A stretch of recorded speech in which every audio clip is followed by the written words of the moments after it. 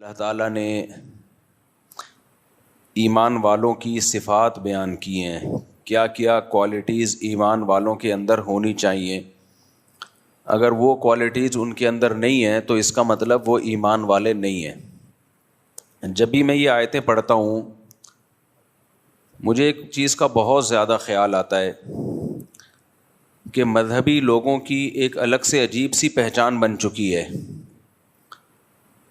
اور چند رسومات ہیں جن کو نام دیا گیا ہے کہ یہ مذہب ہے۔ چند رسومات کو دیکھو، غیر مسلموں کی کوئی رسومات نہیں ہوتی۔ جو غیر مسلم سے میری مراد جو ایتھیسٹ ٹائپ کے ہوتے ہیں اور جو ملحد ہوتے ہیں یا لبرل ٹائپ کے ہوتے ہیں، ان کے کسی مہینے کے ساتھ کوئی رسم نہیں ہے ان کی۔ ان کا دعویٰ یہ ہے کہ ہم انسانیت پہ بلیو رکھتے ہیں، انسانیت، ہیومینٹی، کہ انسان کے لیے اچھا ہو۔ اسلام نے بھی اسی کو فوکس کیا الحمد سے لے کے والناس تک، لیکن اسلام نے اس کو بہت مضبوط انداز میں بیان کیا ہے۔ ہوائی نعرے نہیں لگائے ہیں اسلام نے، ہوائی باتیں نہیں کی ہیں کہ بس انسانیت انسانیت، بلکہ اسلام نے بتایا کہ اسلام نام ہے ریلیشن کا، اللہ سے تمہارا ریلیشن مضبوط ہو کیونکہ اس نے تمہیں بنایا ہے، اس کے تم پر احسانات ہیں۔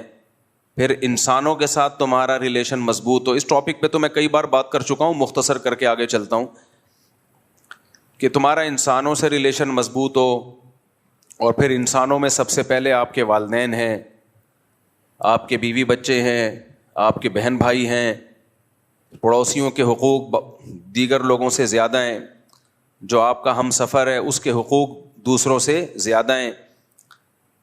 پھر حقوق میں یہ بھی ہے کہ آپ کی وراثت آپ کے جو بلڈ ریلیشن ہے ان کو ملے گی، خونی رشتوں کو ملے گی وراثت۔ پھر نان نفقہ کس کا کس کے اوپر ہے۔ جو سیکولر لوگ ہیں وہ سارا بس گورنمنٹ پہ ڈالتے ہیں، ایسا نہیں ہے اسلام میں۔ آپ کا بھائی معذور ہے تو گورنمنٹ کے ذمہ نہیں ہے اس کو پالنا، آپ کے ذمہ ہے اس کو پالنا۔ وعلی الوارث مثل ذلک، قرآن نے صاف آرڈرز دیے ہیں، احکام دیے ہیں۔ تو یہ بھی تو انسانیت ہی ہے نا۔ لیکن آپ حیران ہوں گے، مذہبی طبقے کا جو میجورٹی اس وقت ہے، اس طبقے میں آپ کو چند رسومات نظر آئیں گی۔ مثال کے طور پر محرم میں کالے کپڑے، ربیع الاول میں بتیاں لگانا، حلوے مانڈے اور کچھ اپنے پروگرام کرنا۔ پھر 40واں آتا ہے محرم کے بعد، سفر میں جو 40واں آتا ہے اس پہ چھٹی، وہ چند اپنی رسومات ہیں، اس میں کچھ پروگرامز ہوتے ہیں۔ یعنی مختلف قسم کے پروگرامز کا نام اسلام بن چکا ہے، کچھ مذہبی رسومات کا نام۔ حالانکہ آپ الحمد سے لے کے والناس تک قرآن اٹھاؤ، خدا کی قسم لا الہ الا اللہ، انسانیت کے علاوہ کچھ ملتا ہی نہیں ہے آپ کو اس میں۔ وہ انسانیت آج مارکیٹ میں شارٹ ہو رہی ہے، وہ ختم ہو رہی ہے انسانیت۔ وجہ پتہ ہے کیا ہے؟ انسان بننے کے لیے نا، انسان بننے کے لیے اپنی خواہشات کو قربان کرنا پڑتا ہے، اور خواہشات مذہبی رسومات کو ادائیگی پہ مجبور کرتی ہیں آپ کو۔ وہ رسومات جو مذہب نے نہیں بتائیں، جو ہماری پیدا کرنا ہے، وہ مزہ آتا ہے انسان کو۔ انسان کو انٹرٹینمنٹ چاہیے، تفریح چاہیے۔ اگر اسے آپ فلموں ڈراموں سے گانوں بجانوں سے روک دو گے تو مذہب ہی میں انٹرٹینمنٹ تلاش کرے گا، پھر وہ مذہب ہی میں تفریح تلاش کرتا ہے۔ اب مذہب میں تفریح تلاش کرنے کے لیے اس کو مذہب کا لیبل لگانا پڑتا ہے۔ بھائی آپ کوئی کنسرٹ کر رہے ہو، کوئی میوزیکل شو کر رہے ہو، ہے تو یہ بھی تفریح، لیکن آپ اس میں مذہب کا لیبل لگا سکتے ہو؟ بولو، نہیں لگا سکتے۔ آپ ویسے ہی حلیم پکا کے کھا رہے ہو، مذہب کا لیبل لگا سکتے ہو؟ نہیں لگا سکتے۔ تو مذہبی لوگ بیچارے کہاں جائیں گے؟ ان کی تو زندگی اندھیری ہو جائے گی۔ تو انہوں نے کیا کیا؟ مذہب کے لیبل لگا کے انٹرٹینمنٹ کا ایک سامان، جیسے قوالی ہے، انٹرٹینمنٹ ہے۔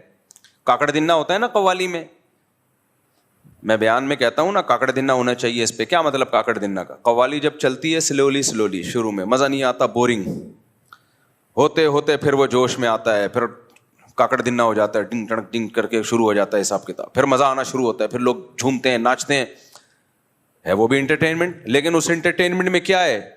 کوئی اہل بیت کی تعریف ہوگی, یا خدا کی حمد و ثنا ہوگی, یا پیغمبر کی صلی اللہ علیہ وسلم کی تعریف ہوگی.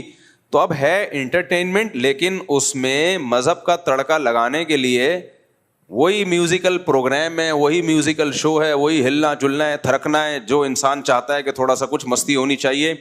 لیکن مذہب کا تڑکا لگانے کے لیے اس پہ اہل بیت کی تعریف ڈال دی, نبی کی تعریف ڈال دی, یا اللہ کی حمد و ثنا ڈال دی, تاکہ اس کو مذہب کا لیبل بھی لگ جائے اور مزہ بالی ووڈ والا آ جائے. مزہ کون سا ہے؟ وہی جو گانے بجانے اور تھرکنے میں آتا ہے.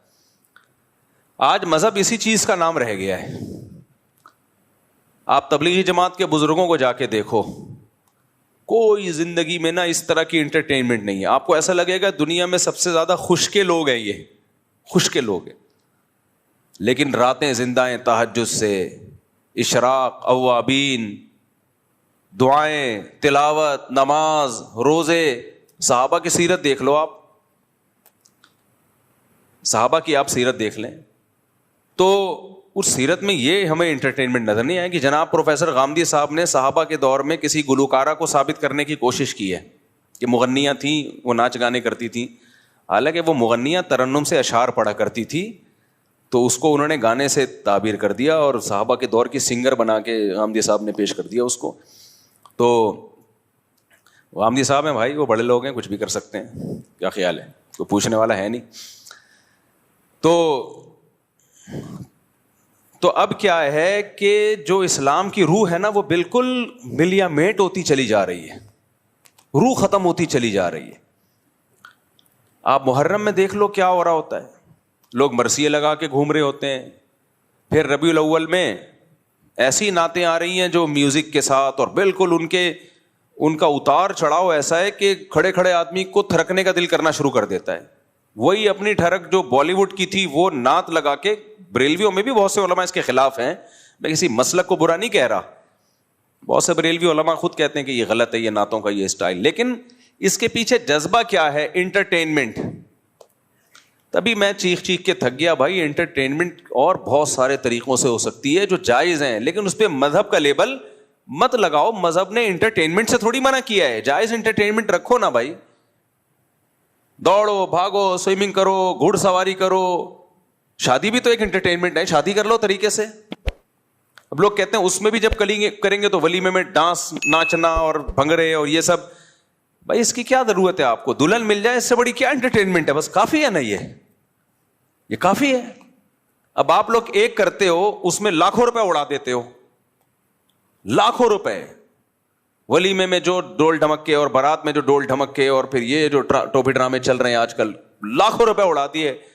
ایک دن کی انٹرٹینمنٹ ہے, اور لاکھوں خرچ ہو گئے, لوگ کھا پی کے چلے گئے, ڈکار مار کے, کوئی پوچھتا بھی نہیں, بھول جاتا ہے کہ کس نے کیا کھلایا تھا ہمیں.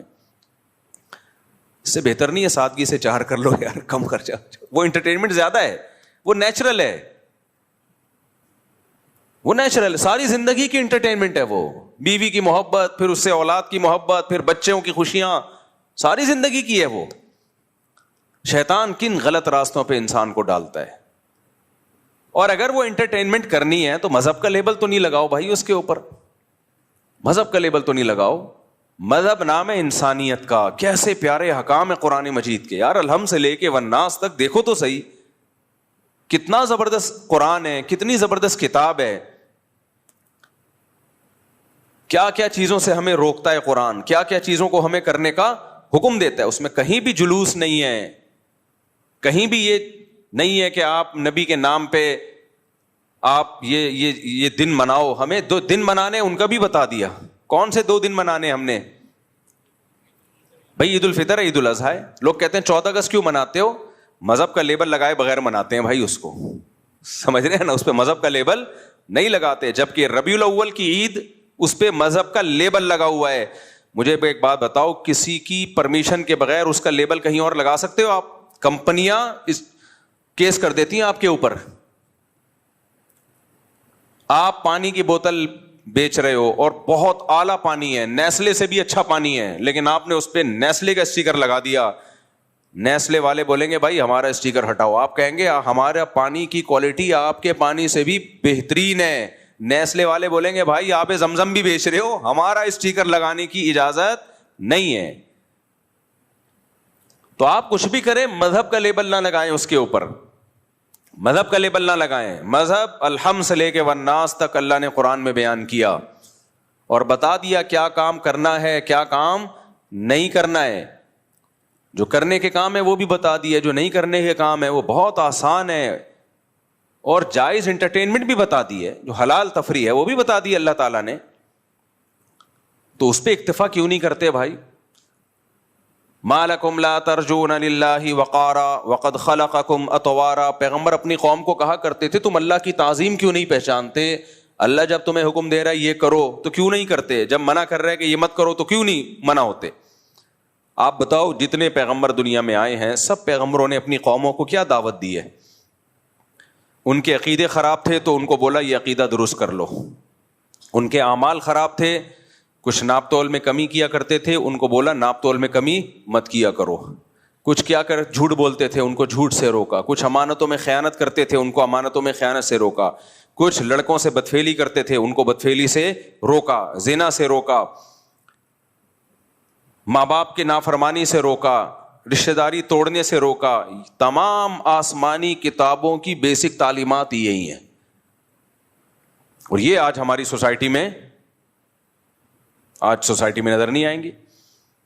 آپ پروگرام کر رہے ہیں, اس سے پڑوسیوں کو تکلیف ہو رہی ہے اس پروگرام سے. ادھر حدیث میں آ رہا ہے کہ جو پیٹ بھر کے کھائے اور پڑوسی بھوکا سوئے وہ مومن نہیں ہے. اور آپ نے اتنی تیز آواز سے کوئی پروگرام لگایا ہوا ہے کہ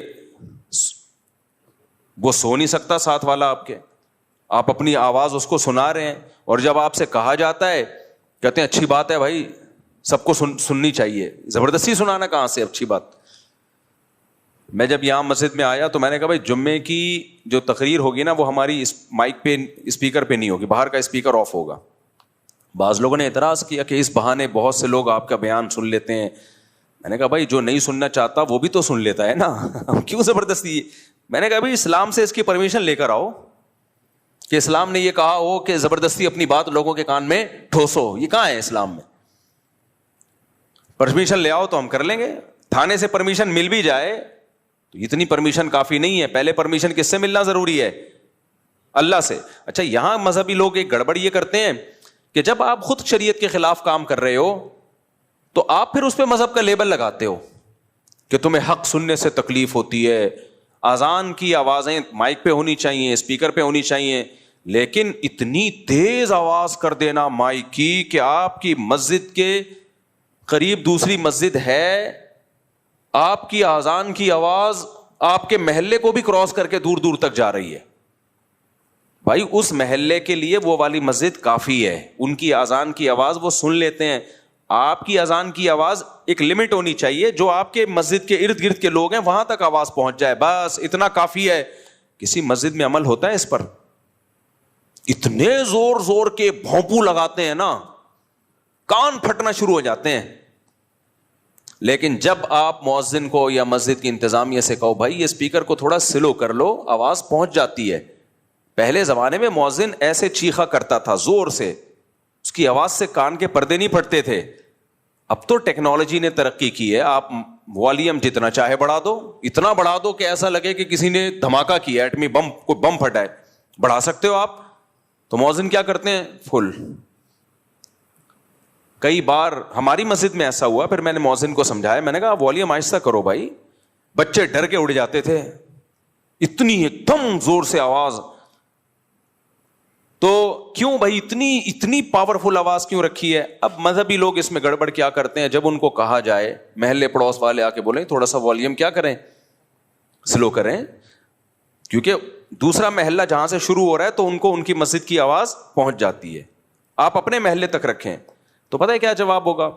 لو اذان کی آواز سے تمہیں تکلیف ہو رہی ہے, اللہ کا نام سننے میں تمہیں تکلیف ہو رہی ہے, تم تو اسلام سے ہی خارج ہو, میں تو اور بڑھاؤں گا تاکہ تم جیسے شیطانوں کو تکلیف ہو. اور پھر حدیثیں بھی سناتے ہیں کہ شیطان جو ہے اذان کی آواز سن کے بھاگتا ہے نفرت سے, تو شیطان ہے, اذان کی آواز سن کے بھاگ رہا ہے.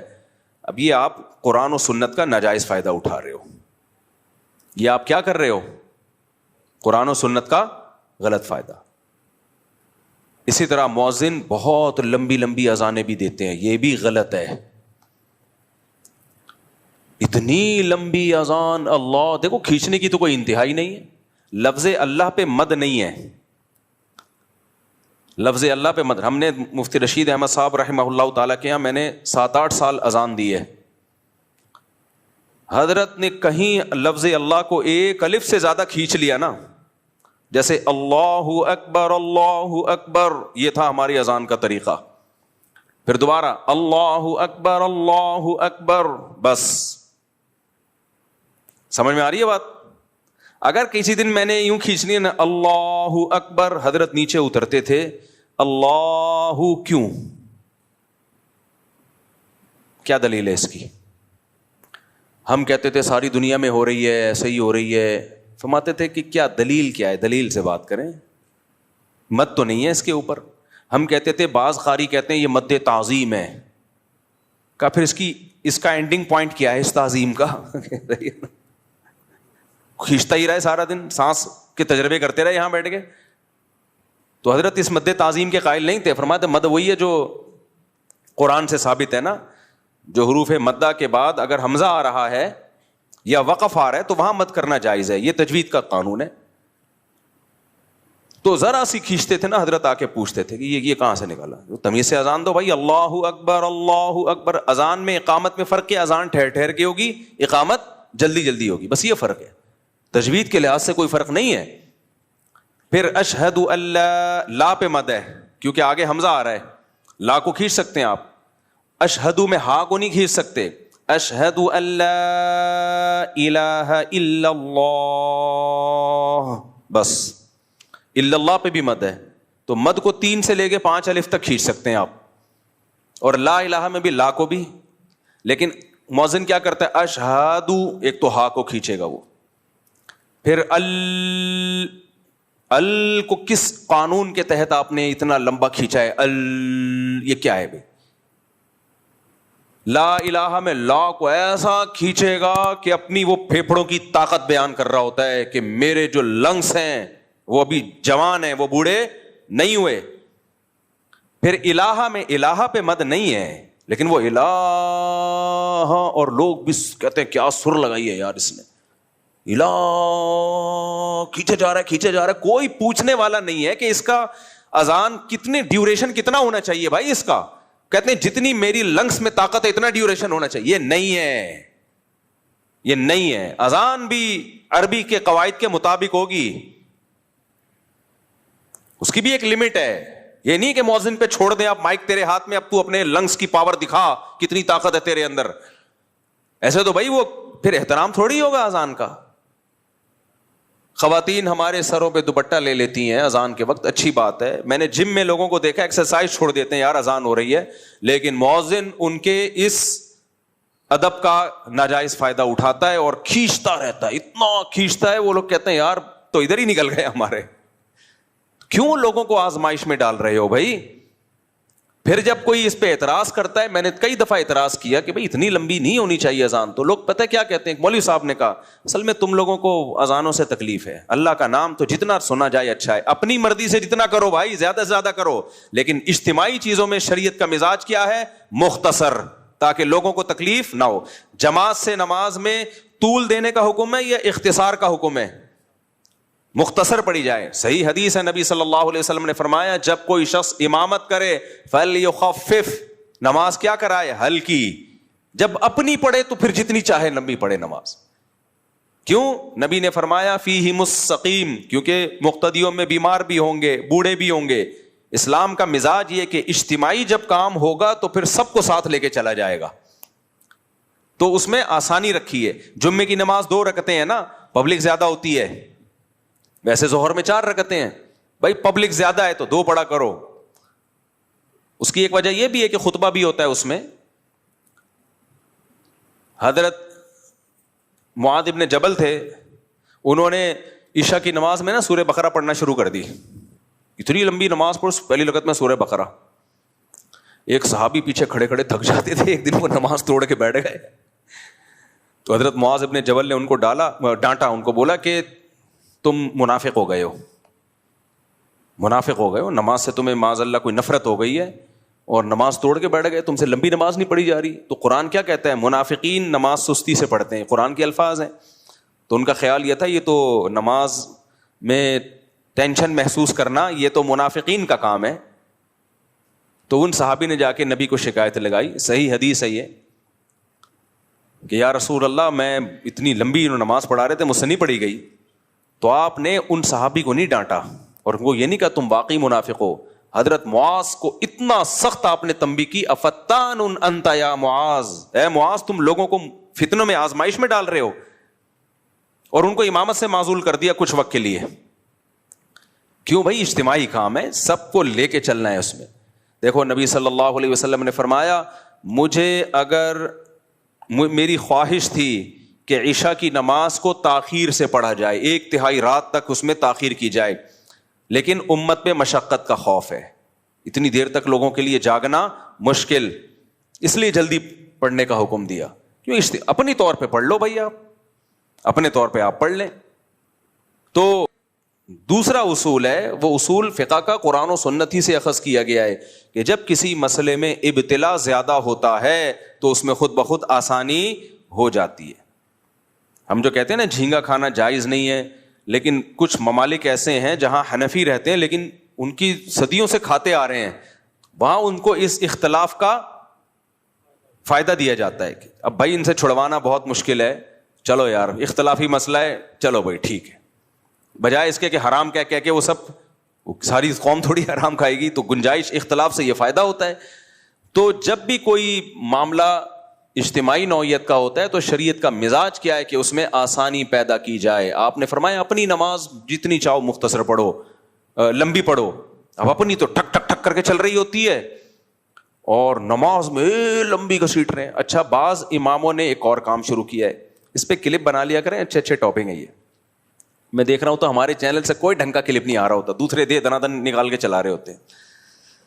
ایک اور اہم چیز ہے یہ ائمہ کرام کے سمجھنے کی. بعض امام یہ کرتے ہیں کہ پورے سال نماز میں اپنا قرآن دہراتے ہیں, یہ بھی غلط ہے. آپ اپنا قرآن الگ سے دہرا لو. کہتے ہیں ہم فجر میں شروع کریں گے الحمد سے لے کے پھر الف لام میم اور پھر پورا پڑھتے پڑھتے پڑھتے پڑھتے پڑھتے وہ کہتے ہیں پورے سال میں ہمارا نمازوں میں قرآن ختم ہو گیا. بھائی آپ پبلک کو اس کے لیے تختہ مشق نہ بنائیں, پبلک کو سنت قرات جو عام معمول ہے نبی صلی اللہ علیہ وسلم کا, جس کی صحابہ اور احادیث سے تاکید ہے. اجتماعی نظم میں اپنا نہ دیکھیں کہ میں نے اپنا قرآن دہرانا ہے. اجتماعی نظم میں آپ نے پبلک کی رعایت کرنی ہے, اور پبلک کی رعایت سنت قرات میں ہے. فجر میں طوال مفصل یہ سنت ہے, سورہ حجرات سے لے کے سورہ بروج تک, اور پھر ظہر میں بھی طوال مفصل, اور مغرب میں قصار مفصل یعنی سورہ بینہ سے لے کے سورہ ناس تک یہ صورتیں پڑھیں, اور عصر اور عشاء میں اوساط مفصل یعنی سورہ بروج سے لے کے سورہ بینہ تک. علماء کو پتہ ہے اس کی کیا تفصیل ہے. تو ایک بیلنس نماز ہوگی. اب مثال کے طور پر امام کہتا ہے کہ فجر میں ایکچولی مجھے تھکاوٹ بہت ہوتی ہے, اور میں رات کو سوتا نہیں ہوں, اور نائٹ ڈیوٹی ہے وغیرہ وغیرہ. کوئی کہیں پڑھانے جاتے ہیں مدرسے میں, کوئی نائٹ ڈیوٹی, کوئی چوکیداری ہو سکتی ہے, بعض دفعہ ہوتا ہے امام ہوتا ہے چوکیدار بھی ہوتا ہے, تو نائٹ ڈیوٹی ہے, کوئی بھی وجہ ہو, یا مجھے نیند نہیں آتی رات کو, تو فجر میں میں پڑھاؤں گا انا اعطیناک الکوثر, اور دوسری رکعت میں قل ھو اللہ احد, یہ پڑھایا کروں گا میں. اب لوگ آ رہے ہیں بھائی فجر میں تو طویل صورتیں پڑھنا سنت ہے, سورہ مزمل پڑھیں آپ, سورہ ملک پڑھیں, سورہ نون قلم پڑھیں, طویل صورتیں فجر میں پڑھنا سنت ہے. صحیح حدیث ہے حضرت عائشہ کی کہ بھائی فجر کی 2 رکعتیں ہیں ہی اس لیے کہ ان میں قرات زیادہ لمبی ہے. قرات اس میں کیا ہے, لمبی قرات کا حکم ہے. اور وہ کہتا ہے چلو وہ مغرب میں لمبی پڑھ لوں گا, میں مغرب میں سورہ ملک پڑھوں گا پہلی رکعت میں, دوسری رکعت میں سورہ دہر پڑھوں گا, تو صحیح ہوگا یہ. اب اس سے کہا جائے یار تم یہ تو غلط ہے, تو سنت کے خلاف ہے. کہہ رہے بھائی میں مجبور ہوں, فجر میں تھکا ہوا ہوتا ہوں, مغرب میں فٹ فاٹ ہوتا ہوں. بھائی یہ آپ کا ہیڈ ایک ہے, آپ امام مت چھوڑ دیں. پھر اجتماعی نظم میں سب کو لے کے چلنا پڑے گا, پبلک کی رعایت کرنی پڑے گی آپ کو. آپ تھکے ہوئے ہیں یا نہیں, کبھی کبھار ہو گیا تو چلو ٹھیک ہے, نارملی یہ ٹھیک نہیں ہے. نارملی بھائی آپ فجر میں طوال مفصل لمبی قرات کریں گے, آپ مغرب میں آپ کیا کریں گے, مختصر قرات کریں گے, ظہر میں بھی لمبی قرات کریں گے آپ. کبھی کبھار ہوتا ہے تو چلو ٹھیک ہے. تو اجتماعی چیزوں میں پبلک کے حساب سے آپ کو چلنے کا حکم ہے, اپنے حساب سے چلنے کا حکم نہیں ہے. تو اس لیے جو ائمہ کرام نے ایک نیا کام شروع کیا ہے, وہ کیا کرتے ہیں کہ جی اپنا قرآن مکمل کر رہے ہیں, اس سے لوگ سنت قرات سے بھی محروم ہو رہے ہیں. اس سے جو نماز مختصر ہونی چاہیے وہ بعض دفعہ لمبی ہو رہی ہوتی ہے, جو لمبی ہونی چاہیے وہ مختصر ہو رہی ہوتی ہے. امام صاحب بعض دفعہ اٹک بھی رہے ہوتے ہیں, پیچھے سے لوگ لقمے دے رہے ہوتے ہیں. بھائی کیا کر رہے ہو یار تم. اب دیکھو مسجد میں جب تراویح کی نماز ہو رہی ہو, مسجد میں تراویح کی نماز, تو تراویح کی نماز میں کیا ہے, پورا مہینہ میں قرآن ختم کیا جائے تاکہ بیلنس رکعتیں ہوں, تمام قسم کی پبلک پڑھ سکے. اب کسی قاری کو کہہ رہے نہیں میں 6 روزہ تراویح پڑھوں گا تاکہ میرا قرآن ختم ہو جائے, اور مجھے بہت سارے مصروفیتیں کام ہیں تو میں 10 روزہ پڑھوں گا. 6 روزہ پڑھ لیں آپ, گھر میں پڑھ لیں آپ, ٹھیک ہے نا, آپ تمبو لگا کے الگ سے پڑھ لیں, شادی ہال میں پڑھ لیں. مسجد جو محلے والوں کی مسجد ہے اس میں سب کی رعایت کی جائے گی. اس میں 27ویں کو یا 29ویں کو قرآن ختم ہوگا تاکہ سب لوگوں کا. اب اس میں بھی بعض امام یہ کر رہے ہوتے ہیں کہ جی ہماری مسجد میں 6 روزہ ہوگی, 10 روزہ ہوگی. بھائی آپ اپنے گھر میں کرو, کیونکہ باقی لوگوں نے جو تراویح پڑھنی ہے وہ پھر قرآن سے محروم ہو جائیں گے. ہر آدمی کے تپڑ نہیں ہے وہ 10 روزہ تراویح پڑھے یا 6 روزہ تراویح پڑھے, اس کی ٹانگیں جواب دے جاتی ہیں, وہ پھر قرآن سے محروم ہو جاتا ہے.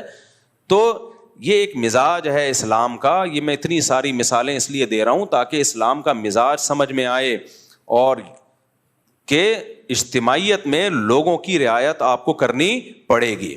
تو اسی میں اذانوں کا بھی ہے بھائی. یہ جو مؤذنین بہت زیادہ اذانیں کھینچتے ہیں, تو میں اذان کا بتا رہا تھا, اشہد اللہ الہ, الہ میں الہ نہیں ہے, الہ الا اللہ, آگے لفظ اللہ کو کھینچ سکتے ہیں کیونکہ وقف آ رہا ہے آگے.